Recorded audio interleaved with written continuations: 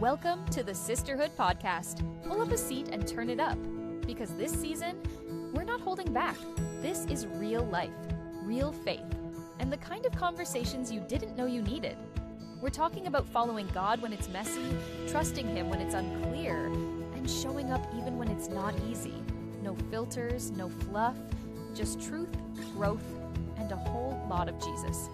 So grab your coffee, slide into the booth, and stay a while. You're not just listening, you're part of this. This is the Sisterhood Podcast. Season 4 starts right now. Welcome back to the Sisterhood Podcast. We're so glad you're joining us again for another episode. This episode this week is going to be about Mother's Day and all about moms. But I'm going to let Megan share kind of the reason for this episode, because a lot of this, we kind of were on the same page with it, obviously, but it really stemmed from a passion point for her. Yeah, so we are forever trying to do thoughtful things for our mothers and really trying to think a lot about what that looks like for them and what Mother's Day means to us. And then once you become a mom, whatever that looks like, then you consider Mother's Day very differently depending on the season you're in. And I feel like every time we sit in church on Mother's Day, we miss it. We miss the mark. I feel like we miss the one, group, or we neglect another, or we put a lot of emphasis on what is expectation for a mother, and we diminish those that are operating in a different way as a mother.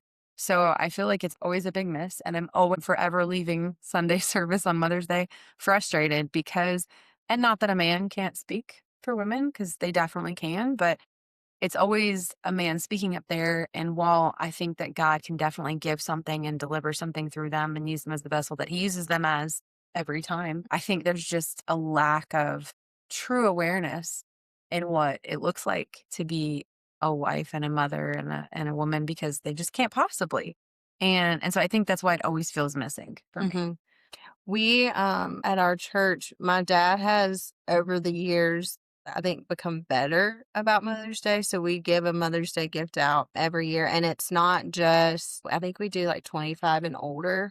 So you're hitting those like longing, waiting in the midst of it, new mothers, 25 and older. If you're like, if you don't have a child, if you obviously are in your 20s and have a young child, and then our widows, those we try to hit all areas, those that have lost a child, we try to hit at least some point of it. But I don't think it's been necessarily acknowledged, like, this is why you're having the opportunity to get this. Like, it's not just because you're a woman, like there's a reason. Yeah. So yeah, I think it's just an opportunity. I mean, I can't imagine, like, I would not want to speak on Father's Day. I mean, maybe I would say like, thank you, or you're doing a great job.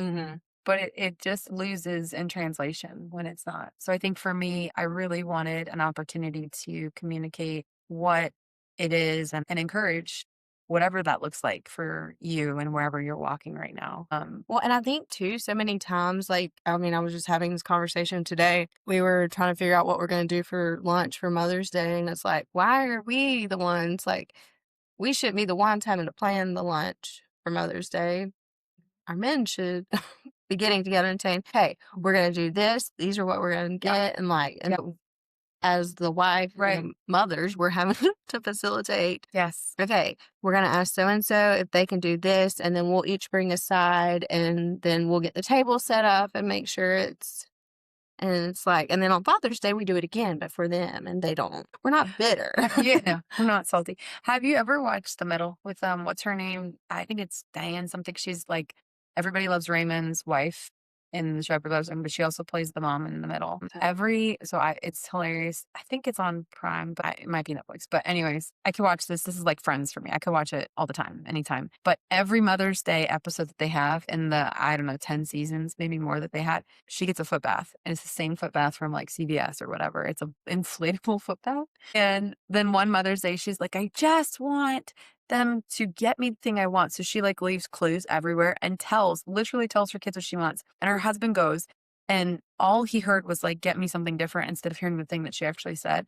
And he brings her back mustard pants, like yellow, bright yellow, like dandelion mustard pants. Like you don't you're a very specific person buying those pants. Yeah. And so I think that is probably the funniest way that we can look at Mother's Day is if we don't plan it, if we don't like organize it, if we don't like pretty much map it out and write everything down for them, it's just another day sometimes. I know our people try in their way, but I also think it stems from all of the things that we do on the daily.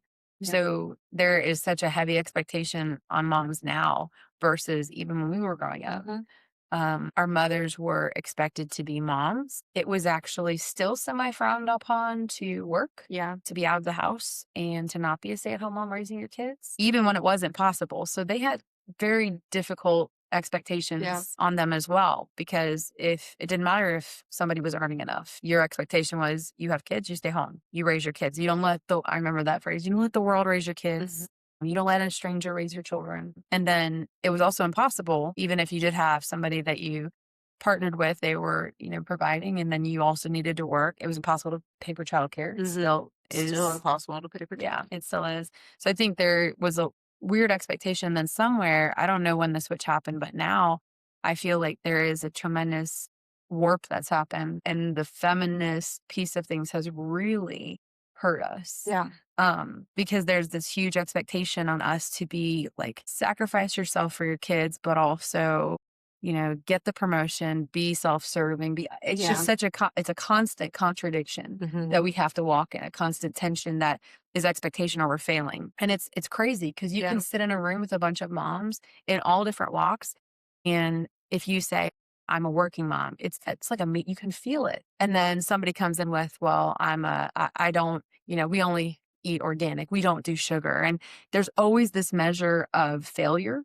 It never feels like a measure of success amongst women. Not like just a pat on the back. Good job. You're doing great. You can't possibly just do a great job in whatever we're doing. We have to do a great job that looks like this. It's wild. I just think it's probably the hardest time to be a mom and whatever all these other, add-on pieces are to motherhood. I think it just makes it impossible to ever feel like you're doing the right thing or doing a good job. Well, and you wrote this, it's not a poem, but like, it's just, it was like all the thoughts. And she wrote this piece that she's sharing with her church on Sunday. And because I help, I'm also going to be sharing at our church, and we'll share it on socials as well for you. But she just walks through the stages of motherhood and how often we try to rush past them. And that's kind of one of the things that society pushes. It's like the pressure to cherish every moment while also being completely overwhelmed in those early stages of being a mom. And people celebrate the baby, but nobody really prepares the mother for how much she changes too. And we go through so much as moms, that just the mental and physical load that we carry. I know for a long time, and I've told this to his face, but I told Caleb, I was like, you go and you don't have a single concern about Charlie. If I want to leave, I'm making all the arrangements for her. And it's not something that's considered unless it's talked about, especially in like the early parts of having a child. And now we only have one, so it's a little bit easier to navigate on getting help. I think. Well, getting help, I think, because people think it's less of a and assuming. Yeah, but I mean, it's like you're having to plan out, you're having to prepare, and for the guy, I'm not saying all dads are like this. And Caleb has been a lot better with this and asking, what's the plan for Charlie? Like before he does something. But it's still like, nobody talks about it. It wasn't told to me when I was like, oh, I want to have a kid. Like, well, you're going to have to well, and figure out plan everything. You just did. Yeah. It was also like, not only did no one tell you, but no one like in our team, right? In our me and Seth team, no one sat down and said, okay, well, this is how we're going to do this. Yeah. And I think that there's so much like what you're saying when we make a plan, he's not concerned. Has he gotten better over the years with certain things? Yes. And is he super helpful? Is he a great partner? Absolutely. But the way that we think about our children and the things that and I know it's because we hold them, and whatever that looks like, however that looks, we hold them very differently. Yeah. And that's how God created us. And it's a beautiful thing, but it definitely is not sustainable with all of the other unrealistic expectations. Like reality and what could be achievable at some point just like disappeared. I don't know where it went and I don't know why it got taken, but now it's all of these crazy, like be present, like you were saying, but also you've got to build this and maintain. And then we still have to maintain our marriages and our friendships, and we have to keep the home running. And I'm very thankful because I know Seth will listen to this and it is absolutely the truth. He is very good at helping maintain the home. I wouldn't want to do it without him. Yeah. And so I'm very thankful for that. But there are pieces that consume me that don't even begin to touch him. Mhm. Like if something isn't done right or it isn't cleaned up, like the fairy that comes through and resets the house at night, all of those things that if I didn't do them would just completely continue to accrue Yeah. and build up in all of those pieces. Yeah. But Well, and then when we move into like the school aged children, then everything becomes activities and schools events and packed lunches, and there's the emotional labor, and then camping culture starts to get louder because not only are you looking at your child, but you're also looking at these other children that are coming in contact with your child and how are their parents dressing them or what's the next trend. This dumpling trend, the squishy dumpling trend that is so like viral right now, it's like they're little squishies. You could used to find them at Five Below, but now they're just rare to find. And it's like, if you don't have a dumpling, then you're not interesting. like it's just, and it's because of social media that these things have just exploded like anything. So there's these moms feeling the pressure to make sure their child has a dumpling so their child's not getting made fun. And so it's just this whole big, like, nobody talked about this. And this is not what you read when you're in Babies for Dummies. I don't know what the book was. What to expect, what you expect. That one. Yeah. I didn't read that one. Yeah. Didn't read books. Well, it's not relevant anyways. But nobody was telling you this in those books or in the classes that you went to. So, and the way obviously the world's going today, I mean, it just wasn't something we talked about.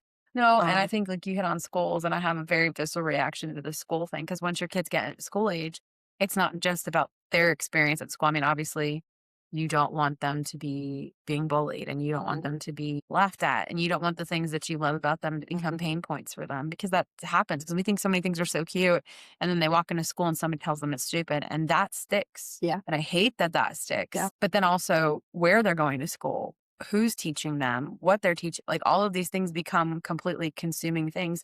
And my husband, bless his heart, will always be like, it's not a big deal and it's going to be okay. Like that is going to all of a sudden switch something in my brain from being in this like crazy, I've got to make sure that they have the best childhood, that they have the best experience, that they are successful because they feel set, like I made all the right choices. Yeah. And you're constantly feeling like you fail. Well, and we're putting this weight and pressure to create a magical childhood while also keeping up with everything else. Yeah. Work with, again, the home. Oh, the holidays. Oh. Everything it's a next level. It's not just this can be enough.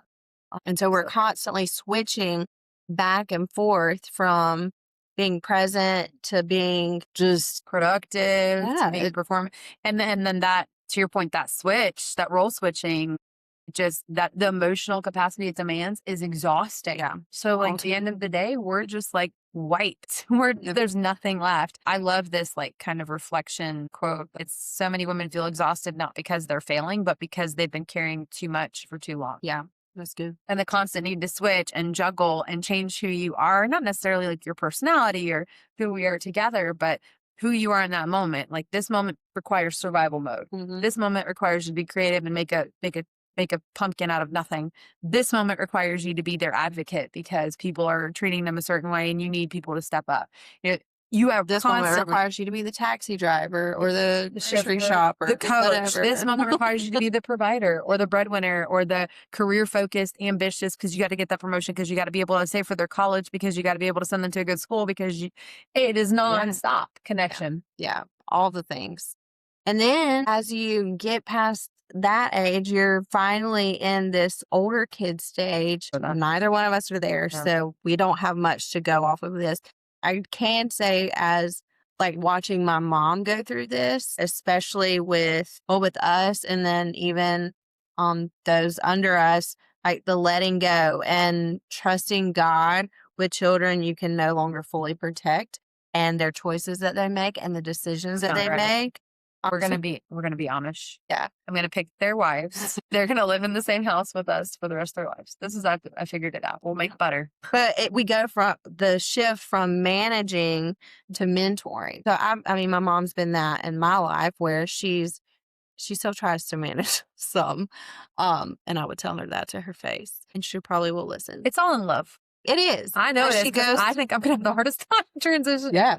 It goes from that managing everything and making sure everything's planned to mentoring and then coming alongside of helping equip in a different way. And so, And I think that's what's probably the hardest switch, because all of the other switches are, I mean, we put them on ourselves or somebody's put them on us, but we feel like we're choosing it. That switch, it feels like it's them choosing it. yeah. And I think that makes it, I'm not ready to even consider. Well, and this just says the grief that comes with realizing your children don't need you the same way anymore. No, Like I always want Charlie to need me, want me to snuggle with her. Like that's her thing. She's like, "Mommy, can we snuggle in your bed together until it's bedtime?" Like where I get frustrated at times, I'm like, "Can we just snuggle here on the couch?" Because then I have to like, get in bed clothes and I'm not ready for that yet. So like we make our whole little checklist that we've got going on in our head, and it's like, no, just stop. Just be, because she's not going to always want to snuggle. No. But I'm like, she will, because she's my Velcro child. Probably so. Yeah. Kingston is getting older, and it's interesting, especially when I go to school stuff, because I go to school stuff all the time. They wish I was less involved, I'm sure. Well, I think it is so hard to just not be there. And if you have opportunity to be there and you can, I just have a hard time not being there. Anyways, and we have a lot of things that we're doing, and it is the reason why I'm there. So there's a lot of good reasons why he gets to see me often, but it's watching it go from him seeing me often and loving it and like running to me to watching him second guess or be a little bit like quiet about our conversation when he does see me. And so like the other day, 2 days ago, it was early, like 6 in the morning, and he hadn't woke up. He was still sleeping. And I got in the bed and I just like wrapped him up and I like started like just snuggling him and kissing him right on his cheek right here. And I was just like, let me just snuggle you really tight. I just love you so much. And he was like, okay. I was like, I know you're getting older and you're not going to want me to snuggle you like this for very long, but I need it right now. And he was just like, I'm not going to get older. Like he was half awake. He was half awake. Yes. And then as he woke up, he's like, it's a little tight. So I know it's not forever, and that breaks my heart. The other side of motherhood that doesn't get talked about is starting to get talked about, but it's those that are longing to be mothers, those that are care in a different way through like foster care, those that have lost children through tragedy or any type of thing like that. Mothers that are, again, empty nesters, all of these different levels that it's like we focus so much in the service on those that are in the trenches of motherhood right now. And it's like, well, what about the one that is sitting there begging and praying God for a baby? And the one that's taking care of children that are not our own, or spiritually, emotionally, or in unseen ways. Yeah. And so we don't want to forget those of you either listening, because you're important, and what you're doing in whatever capacity is exactly where God has you right now. And it may be really tough and really hard, especially I can speak from the infertility side of it and that longing. It's hard. And when you see people around you celebrating something that you want to be so badly involved in, it can feel like almost like punishment. But I just want to encourage you that whatever the Lord's plan is for your life, find ways that you can now to be somebody for someone, whether it's through church that you can be involved with the girls and find a child that maybe doesn't have a mother. Maybe they're a foster child, or maybe their mother doesn't come to church. Finding a way to just connect with them and let them know that they're loved and cared for and just be that mentor. And then I mean, can't say obviously what the Lord's going to do, but I feel like I know for what it's done for me, it fills a little hole. Obviously, it's not going to fill the whole big hole, but it's putting your hands to something and that can bring joy, whether it even, and it doesn't even have to be a small child. If you're involved in a church that has teenage girls or young adult girls, Yeah. Pour into somebody. find someone that you can share life with. Obviously, that's our whole big thing here is don't do life alone. Right.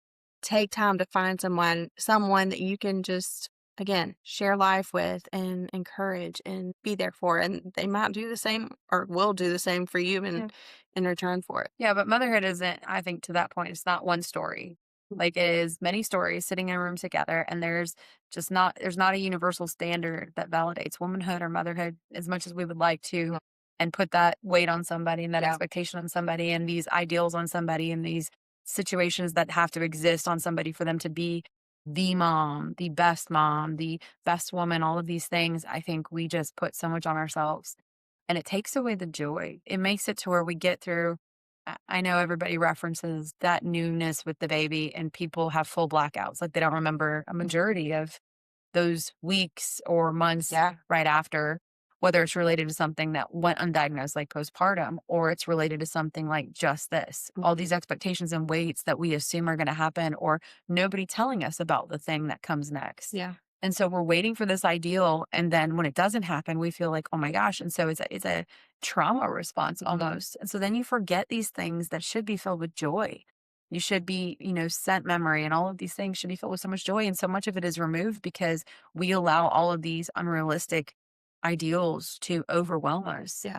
And then we forget, or we don't have the capacity to be present. And then it feels like it gets stolen. Yeah, for sure. It's heavy and it's a lot. And I think our goal in this is for you to not feel like because you're not doing it the way that Sally Sue is next to you, that you find God in the middle of it, and because of him and because of his love and his mercy that he gives each day for us. And that you don't have to walk a road that is chaotic and crazy at times and then feel like you're in it alone. Like, let's forego the social media comparison journey. Let's forego the balance culture where if you can't handle it, you're doing it wrong. And if you can't handle it, you're not doing enough. I mean, we just can't win. Yeah. Let's forego the guilt for not doing enough, the feeling behind or inadequate. Like all of those things, they don't help us. They don't make us better moms. In fact, they make us short natured. They make us quick to the anger. They make us impatient. They make us different versions of ourselves that we don't want our children to experience. And I've done that. I've done that so much where I allow myself to be consumed by these ideals that I don't even realize what I am doing in those moments with my children. And it's such a sad place to watch that joy just not be where it needs to be and not to make those memories with them. That's what we're supposed to be doing. And again, what we're supposed to be doing, that's just another expectation, but we're so comfortable saying those things that if we're not in the moment all the time, or we're not feeling good all the time, then also we're doing it wrong. Yeah. Well, and I think to your point there, at the end of the day, we're not accountable for doing everything. We're accountable for loving well, whether it's our children or others, like I mentioned, while we're waiting through grief, loving imperfectly but faithfully. That can be hard. But also looking at Christ's example of steadfast love. He didn't, even on the cross, and I know this phrase, like you were on his mind. I was on his mind. He was doing that because he loved you and I so very much. And we can reflect that in how we live each day. No, I think, and to your point, love is not a production through perfection. It is absolutely produced through surrender. And it's hard because we are I am, like I expanded on in the beginning, such a control freak. I want to be there when I can be there. I want to facilitate who is speaking into my child's life. I want to think about every possible consequence of every action that could occur. And because if something's going to be negative, I want to remove that for them. I would love to create this perfect, maybe the bubble boy, maybe they had it right. I would love to do that for my kids, but it's not reality. And we've got to stop putting expectations on ourselves that are not real, and also expectations on what our kids' childhood will look like that are unreal. But I think that this is meant to be encouraging, and that if we feel this way, if we feel overwhelmed, if we feel stretched thin, if we feel like we're unseen, if we're in the grieving, in the waiting, if we feel like everyone is handling it better, they're not. That's Yeah. just what you're seeing. You are not outside of God's care. You are not, and you are seen. I think that is really important to know right now. And your worth was never dependent on how flawlessly you carried it all. Exactly. Yes. Because we can't carry it all No. on our own. That's where we try to, it's that self-reliant piece that I can do it all by myself. I don't need anybody to help me. I can raise these babies. I don't need, but we need the Lord's help. We need the Lord's help. So much. And so whatever it looks like for you in this season, that's enough. Yeah. Like, don't try to be more than what He's called and prepared you for in this moment. Okay. So Megan beautifully wrote this piece, and it was so good. I was reading it this morning when she sent it to me, and just so very honest and real. So she says, Mother's Day always brings a mix of emotions, doesn't it? Gratitude, exhaustion, joy, pressure, and for some, grief, longing, and quiet ache, all sitting side by side. Because if we're honest, motherhood today feels complicated. We're living in a culture that has quietly reshaped what motherhood is supposed to look like. Somewhere along the way, realistic expectations slipped out the back door. In their place, we were handed something heavier, an unspoken standard that says, be everything. Be fully present with your children, but don't lose yourself. Be self-sacrificing, but also self-fulfilled.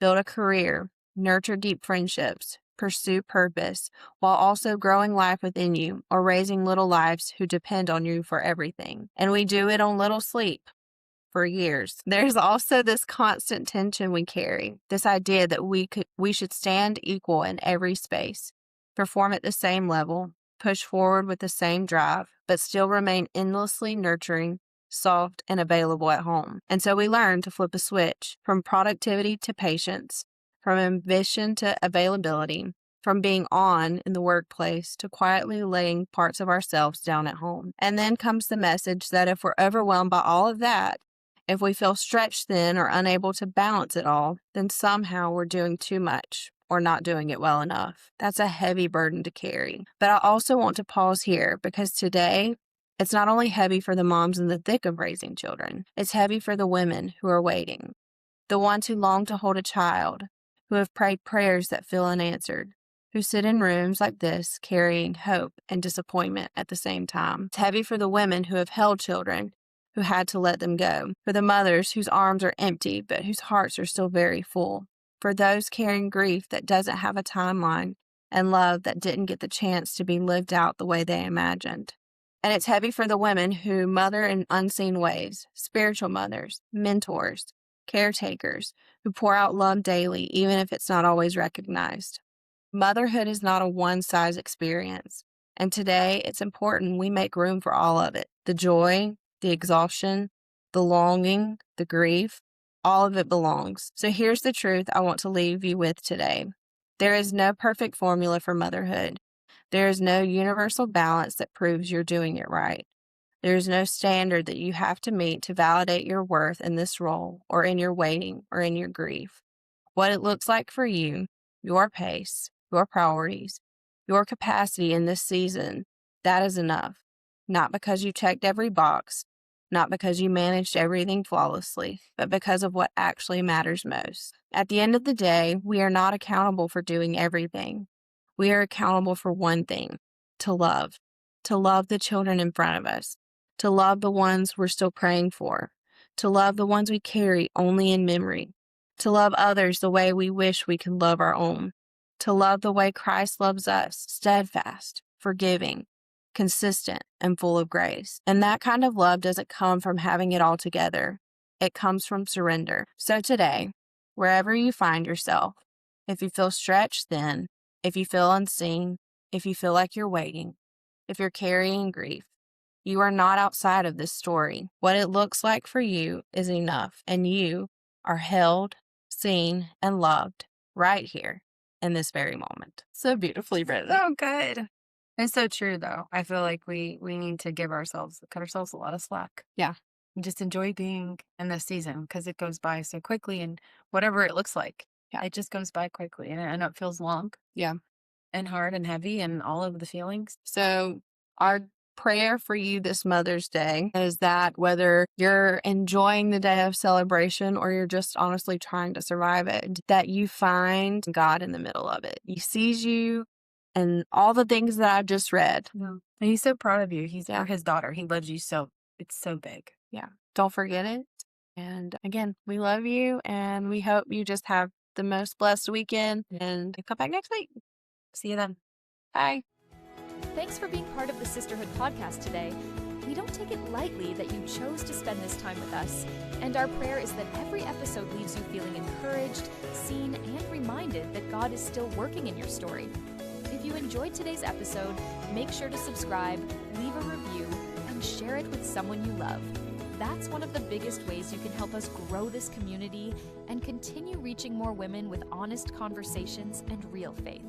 You can also follow along with us through the Sisterhood Collective for more encouragement, updates, and community throughout the week. Until next time, keep showing up, keep trusting God, and remember, you were never meant to do this alone. We'll see you next episode.